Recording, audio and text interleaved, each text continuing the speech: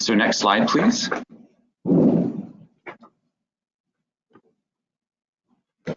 So next slide.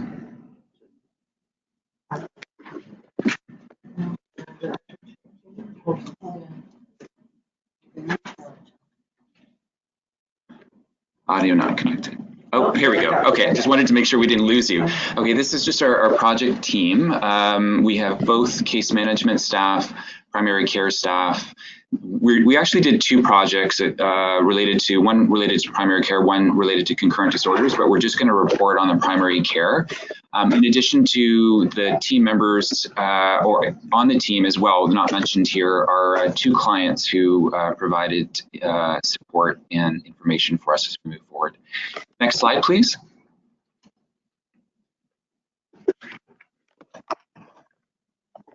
Okay, so just briefly the context for the project. So CMHA, as part of its strategic plan, looked to develop primary care and concurrent disorder services to increase our capacity. So there were some investments that were made with respect to primary care in terms of developing more programming to better meet the primary care needs of our clients. But what we noted when looking at our data was that with respect to physical healthcare needs, they were unmet repeatedly over time. And this was concerning because we know from the literature that unmet physical health needs are related to higher rates of mortality, poorer quality of life, more hospital use, and a longer time in service. Next slide, please.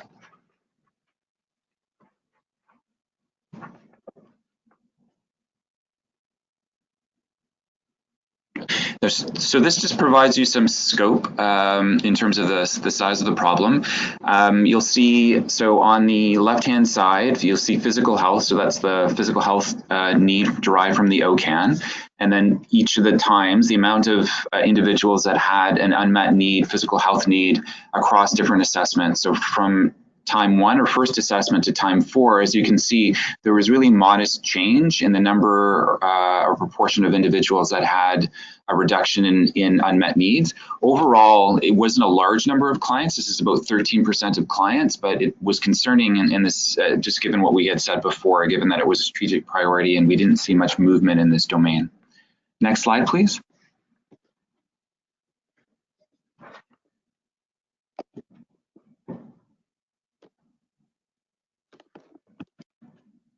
Next slide, please.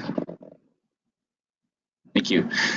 So our problem statement really was to reduce unmet physical health needs among our clients. Our project level aim was to reduce unmet physical health needs. We included alcohol use, but we're just going to talk about physical health here, by 10% by September 30th. Next slide, please. So in terms of the tools that we used, diagnostic tools, we used initially the fishbone, then a staff focus group in terms of our ICM team. We did a client survey, and then based on the client survey, created a Pareto to help inform our root causes. Next slide, please.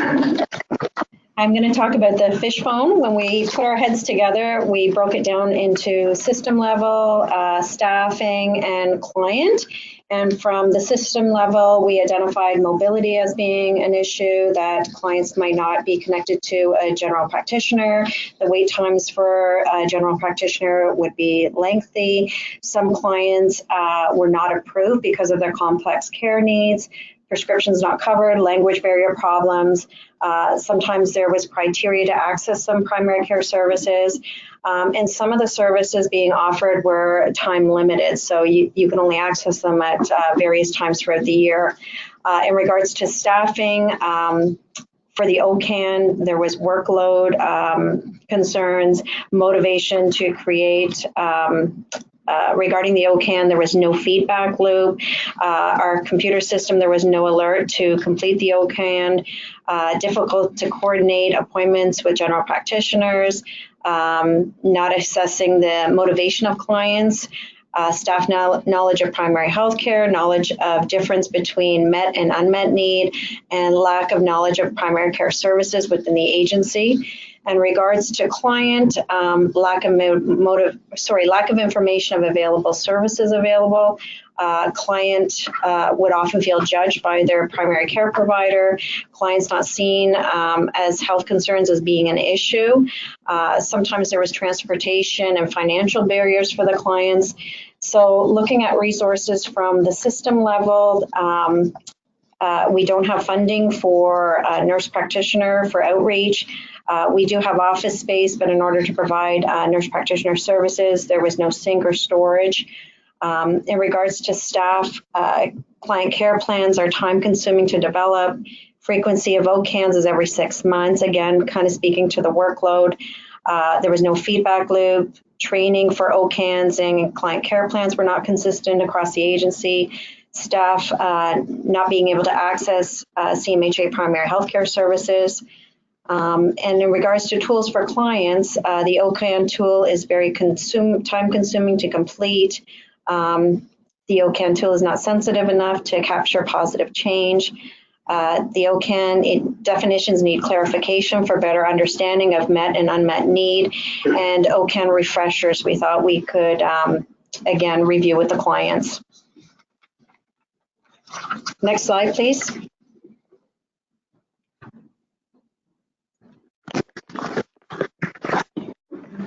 So after we did the fishbone, we conducted a survey to our intensive case managers. So this is our staff focus group. So what we noticed was that the results that we got from our staff was very similar to what we grabbed from the fishbone. So what we found was there was lack of clarity on what an unmet need versus met need was. Clients weren't aware of need to regularly see primary care provider and don't recognize physical health symptoms. There was lack of motivation to regularly see primary care provider. Clients had negative past experience with primary care provider and language barriers. Next slide, please. So we also conducted a client survey with the case management clients, and we determined through the survey that the most popular or common unmet physical health needs were diabetes, chronic pain, blood pressure. Next slide, please. And through the survey, we found that most clients do see their primary health provider multiple times per year, but yet there's still an unmet physical health need as determined from the OCAN results. Next slide, please. So from the Pareto, the reasons why, the main reasons why clients aren't accessing their primary health care in the community, the top reasons were because of the long waiting room times. There were crowded waiting areas. So there. Not co-located. Medical services. Oh, medical services, not co-located. There was a long wait to get a referral. Transportation was an issue, which relates to the location not being convenient. Language barrier was also another one, and clients feel that they don't need to see their primary care provider. Next slide, please. This Pareto chart looks at reasons why clients aren't accessing primary care services within CMHA. And once again, the main reasons were because of location was inconvenient. They felt that they didn't need the services. They didn't like groups. They weren't aware of the services. Transportation, once again, and nervous in participating. And one part of this too is that most of these services are in one location at one of our social resource locations. Next slide.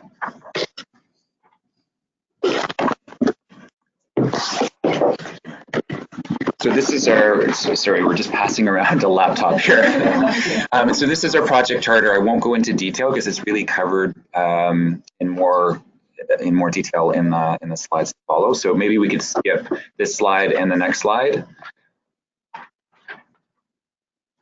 And yeah, next, yeah, perfect. And then in terms of root causes,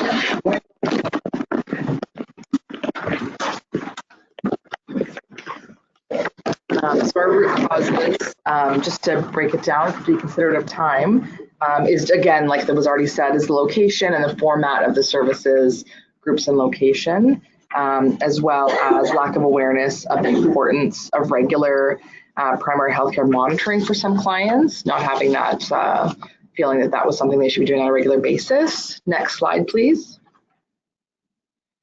And then this is our driver diagram. I'll go through some of it, again, in the interest of time, breaking it down. So obviously the big dot was to decrease unmet physical health needs. And the primary drivers that we had identified were to increase convenience, obviously, and knowledge of what our services are, as well as staff to be better identifying what an unmet need is. And then for our secondary drivers, for the increased need for one-to-one, so again, identifying that groups were not something that our clients felt comfortable with, and then having location flexibility, because travel was one of the large identified pieces. The other secondary drivers were to share the information through staff and clients, so awareness, and then to increase motivation in that respect, and then also for us to develop the clear pathways to how to access all of these different services, whether that was in CMHA or outside of CMHA. And then our change ideas that came from all of those were to create one-to-one services, so again, addressing the group concern, and then possibly having increase the step care to 1 day a week with a nurse practitioner at the main site. So again, that would be separate from our social resource center. And then developing e-module training for the unmet need concerns so that it's identified correctly, and then building education resources on our intranet database that we have access for all staff, to develop a screening tool protocol, and then provide regular OCAN reports, which again, that's the tracking needs over time. And then another piece was to train staff in motivational interviewing. So this might try to identify the piece around lack of awareness of importance of regular primary health monitoring, and then also dedicate time in each team meeting to discuss primary health care concerns across the agency. Next slide. Way across the room. So further discussed, again, dedicating some time is one of our change ideas. Team meetings to discuss clients with unmet physical health care needs so that they can identify possible interventions and resources. We do have a nurse practitioner on staff here at CMHA, so we're looking at having her available for consultation and support for our teams and for our clients. We are looking to promote understanding of what an unmet need is, and increase awareness of resources, and have consistent approaches across the agency. And we're looking to promote more routine monitoring of physical health care needs, so that we can anticipate a reduction of healthcare needs in the OCAN. And implement a plan for change ideas, so we can develop a primary care screener tied to HQO standards, and develop standardized clinical pathways, so that when an unmet need is identified, that we have a pathway to provide support to staff and clients to address that need and increase availability of primary or nurse practitioner services here at CMHA Toronto. Next slide, please. So key overall challenges: the time and resources to undertake a QI approach, availability of convenient means to track process and outcome measures, the cost of incorporating a process measure in client management database, sensitivity of outcome measure to change in regards to the OCAN, and definitely the lack of availability of evidence-based primary care screener to identify unmet needs. Next slide, please. So lessons learned, there were a few. Important to obtain data from various sources, clients and staff, in diagnosing root cause, and that was very important for us, and the enthusiasm of the clients and the staff that participated was really good. Utility of driver diagram to develop hypotheses on drivers of change and support testing of change ideas. Where possible, leverage existing evidence-based clinical guidelines. For sure, involve clients and staff as much as possible in diagnosing and planning for change. It promotes a commitment to change, and we definitely saw that. And especially involving the 2 clients that we have that joined the committee has been very valuable as well. Next slide. So continuing along the lines of lessons learned, what would we do differently next time? We'd allocate more time or reduce scope of work. We're a very enthusiastic team here, so I think we would look at that for sure. Try to avoid jumping to change ideas before diagnosing root cause. The impact on the organization beyond the project and the project team has promoted interest in QI approach, definitely among staff outside of the project. So that's encouraging. Anticipate QI methods will be leveraged by peer program evaluation initiative.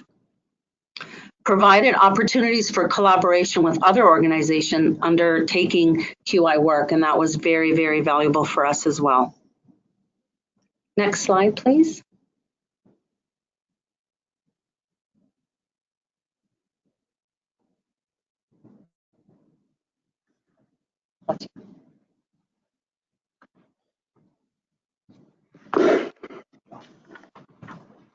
So the next step, just to summarize, is to implement and test the change ideas with the PDSA cycles, and then to incorporate our process measures so that everything is standardized and that within the client management database to make sure it's sustainable over time.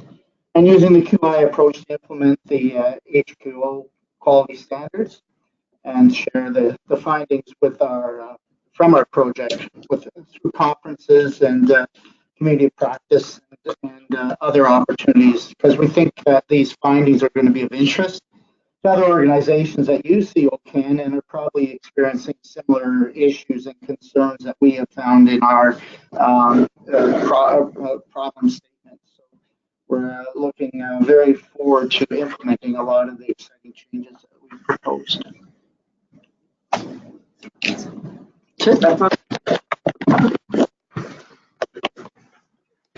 Yeah, so that's it. Subject to any questions that you or our colleagues might have.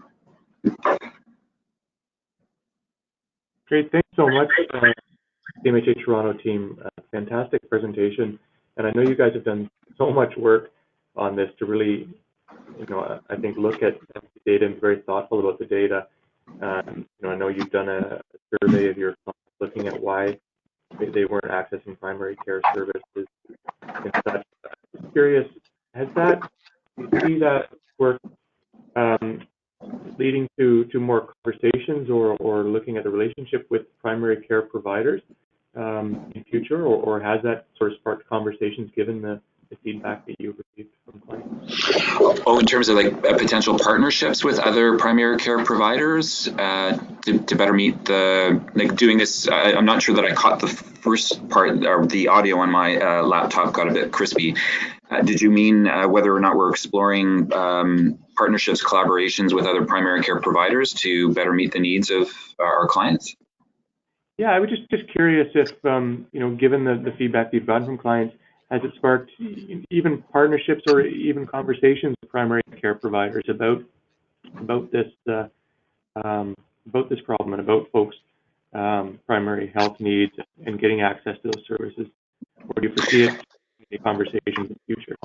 Yeah, likely the latter. We haven't engaged with primary care providers outside of the agency at this point, but that was something that we potentially identified in terms of the feasibility, for example. Well, A, it might be helpful to better understand what the issues are, but two, if there were a CHC, a community health center that we could potentially work in close partnership with, just their service model may lend itself more to the clients that we're working with, and that clients wouldn't necessarily be rushed when they're seeing a primary care provider. But also we are looking at internally increasing the capacity of our nurse practitioner so if clients are somewhat not receiving the care that they feel they need to, whether they're accessing a walk-in, etc., then they could access our nurse practitioner for at least for a consultation and if necessary,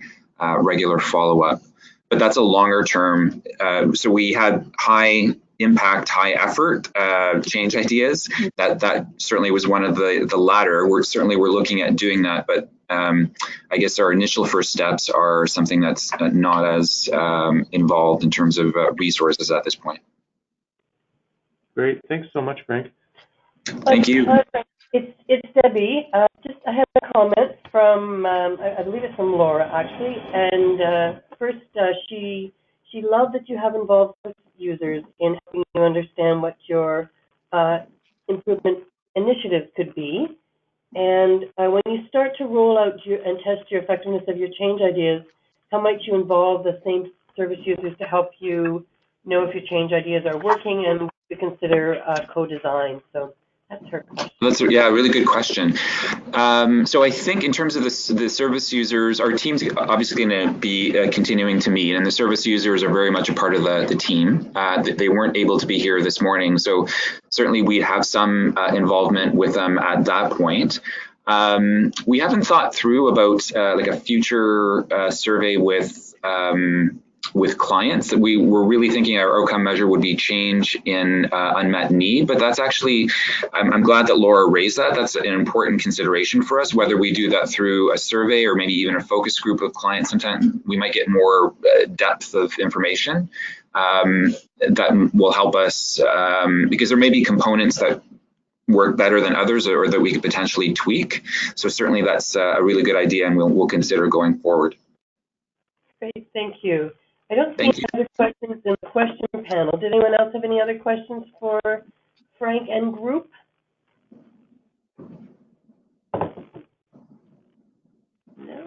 No, I just want to briefly just say thanks so much to Laura, Anna, and Jenna. They were really remarkable coaches, always readily available to provide support and some really great insights. And really, I don't think we'd be where we're at without their support. So just a big thank you. Oh, that's very kind. Thank you, Frank. It's a pleasure working with the